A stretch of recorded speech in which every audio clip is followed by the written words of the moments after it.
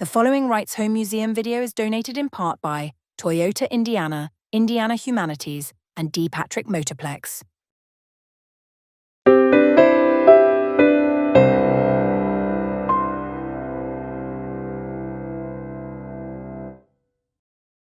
The Reitz Home Museum is a landmark of the Evansville Riverside Historic District. Built in 1871, this restored home is nationally recognized as an example of French Second Empire architecture. The house was built for John Augustus Reitz and his wife, Gertrude Frissy Reitz. Hello, I'm Lloyd Winnicky, and welcome to the Reitz Home Museum. John Augustus Reitz was born in Dorlar, Prussia in 1815. Prussia was then a country, but now comprises the countries of Germany, Poland, and Russia. The Reitzes were a large, wealthy family. John's father owned substantial farming estates, and his grandfather was engaged in the salt manufacturing business. By the age of 16, John was finished with schooling and became earnestly involved with the family business. Reitz was 21 years old when he set sail to America, seeking his own opportunities in the new land. He landed in Baltimore in 1836 and then traveled to Louisville, Kentucky. It was there that he learned Evansville was home to a thriving lumber industry. So Reitz moved to Evansville. After working in a few of the local mills, Reitz earned enough money to start his own mill in 1845. This mill eventually became J.A. Reitz & Sons, located on the mouth of the Pigeon Creek at the Ohio River. J.A. Reitz & Sons produced more feet of hardwood lumber than any other mill in the United States, which is why he became known as the Lumber Baron. John believed it was his Christian duty to care for his community. No worthy cause was ever turned away. He provided the land and the building for the first Sacred Heart Church, and he provided the land and the building for the Little Sisters of the Poor. Catherine Gertrude Frissy of Warstein, Prussia, was only 17 years old when she boarded a ship with her mother bound for America. They settled in Evansville in 1837. 2 years later, she married John Augustus Reitz. As with most women of this time, Gertrude devoted herself to her husband, home, and the care of their children. In the late months of 1890, John became ill with heart failure, and on May 13, 1891, he passed away at the age of 76. After her husband's passing, Catherine continued the family's charitable giving. But in 1893, 2 years after her husband's passing, Catherine died at age 72. John and Catherine had 10 children, 8 of whom moved into this home with their parents. Of these siblings, 5 never married and continued to live in the mansion for the rest of their lives. Francis Joseph Reitz was the oldest child and unquestionably the most accomplished of all the Reitz siblings. He was 30 years old when his father built the Reitz home. He remained a bachelor his entire life and never moved away from the family home. Francis stayed in Evansville for his education. His first job was at the age of 12 as a bank messenger boy. As an adult, his father made sure he knew the value of hard work. His first job with J.A. Reitz & Sons was working in the primitive lumber camps along the Green River in Kentucky. Like his father, Francis Joseph's business concerns were diverse. He maintained interest in a telephone company, a gas and electric company, 2 railroads, and a furniture company. Francis was best known as one of the leading bankers in Evansville. He began that career in 1876 as a director of the First National Bank, later to become the City National Bank and then National City Bank. In 1893, he became the bank's president, a position he would hold until he retired in 1924 at the age of 83. Francis Joseph Reitz believed all men and women, regardless of economic circumstances, should have access to higher education. In 1917, Francis donated $25,000, equivalent to $487,000 in today's money, to bring Moores Hill College to Evansville. Today, that school is known as the University of Evansville. In 1918, Reitz High School was named in honor of his philanthropy. Perhaps the greatest gift was his commitment to the building of a new Catholic high school. He donated $900,000, equivalent to $12.8 million today. He even supervised the construction of Reitz Memorial High School. In the autumn of 1930, Francis Joseph began battling flu-like symptoms. He eventually slipped into a coma. He died peacefully with his remaining family by his side. His estate was valued at $1.9 million at his death, equivalent to $16.3 million today. The oldest Reitz daughter, Julia, married John Haney in 1864. A widower, Haney was John Reitz's business partner at the Reitz and Haney Crescent City Foundry.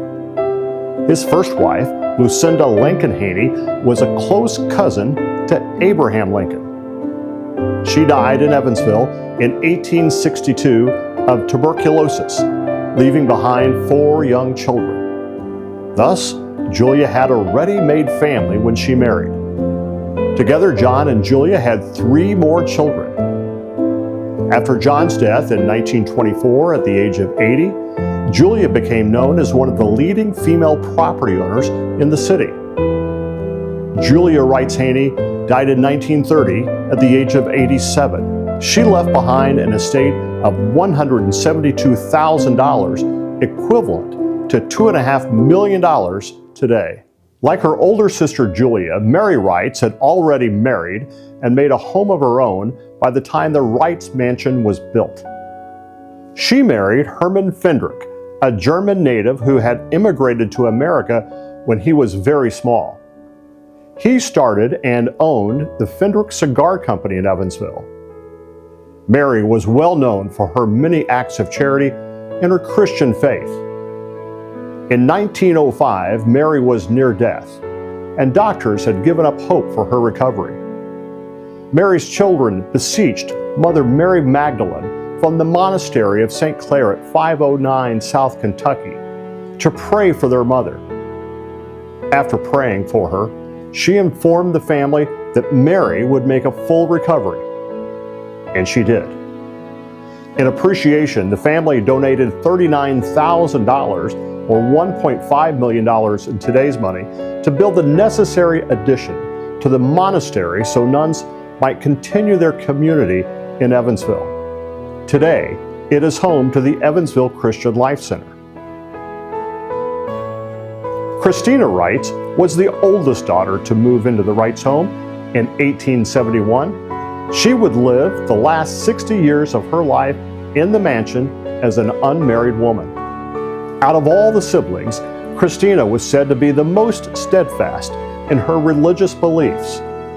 At some point, she entertained the idea of becoming a nun. As the last surviving Reitz sibling, Christina passed away in 1931 at the age of 84 of heart failure. Anna Mary Josephine was referred to as Josie. She was the 5th child of the family. Josie appears to be the first of the sisters to further her education by attending an out-of-town school. She was a student at St. Mary's Female Institute, now St. Mary of the Woods College in Terre Haute, Indiana. Josie never married and lived the rest of her life at the Reitz home until the age of 80. The middle son of the family, John Augustus Reitz Jr., was named for his illustrious father. He attended the University of Notre Dame. John joined his father in the lumber business. He married Louise Veneman from Evansville. The young couple moved to 414 Chandler Avenue, where they raised 4 children.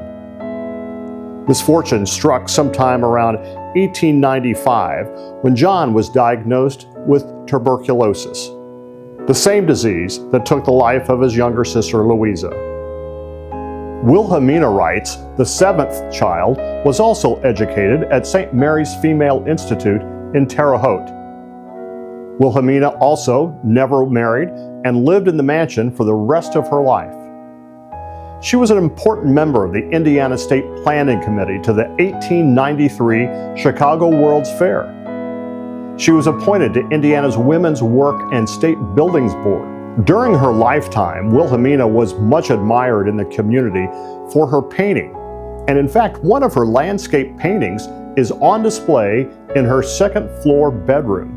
When Wilhelmina passed away at the age of 72, a memorial gift of $700,000, equivalent to $9.8 million today, was donated in her honor to St. Vincent's Orphanage in Vincennes, Indiana. Matilda Reitz was the eighth child of the Reitz family. She attended the school of the Brown County Ursulines in St. Martin, Ohio. Matilda was never married and spent the rest of her life at home. Matilda was diagnosed with cancer sometime in her mid-50s. She frequently traveled to Chicago for treatments, including for surgery.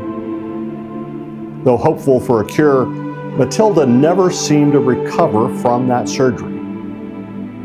On October 4th, 1915, she made a charitable visit to the Little Sisters of the Poor on the outskirts of Evansville. Within a half hour of returning home, she suffered a pulmonary hemorrhage and passed away suddenly at age 60. Louisa was Reitz's ninth child and the youngest girl. When she was 20 years old, she also graduated from the School of the Brown County Ursulines in St. Martin, Ohio. She excelled in numerous subjects, including astronomy, botany, chemistry, and history. She was diagnosed with tuberculosis as a young adult, so she left for San Jose, California in May 1885, hoping that an arid climate might help her lungs. Her health continued to worsen, and with the knowledge that she might not have much time, she decided to move back to Evansville. She died with her sisters at her side on a train near Albuquerque, New Mexico. She was 29 years old. The only documented photo of Edward Casper Reitz is his baby picture taken in 1864. Edward, the youngest member of the family, was a man unafraid of adventure. Born during the trying years of the American Civil War, Edward was only 8 years old when the family moved into the new home. At the age of 13, he was sent to St. Louis University to study in the school's commercial course. He came back to Evansville to work at J.A. Reitz & Sons. Edward became interested in a mining expedition near the border of Utah and Colorado. Edward drowned in an attempted voyage through the swift rapids in the Colorado Lador Canyon. His remains were located about 60 miles downstream from where he drowned. He was finally brought back to Evansville in November 1892 and buried in the family's plot in St. Joseph Cemetery. Edward was 29 years old. Today, the Reitz Home Museum welcomes visitors from around the world. Several programs and special events are held throughout the year. As Evansville's only Victorian historic house museum, the Reitz Home's magnificent art, architecture, and history make it a respected city cultural landmark. For more information about the Reitz Home, the Reitz family, or how you can join and become a member, you can visit our website at reitzhome.com, or you can call us at 812-426-1871.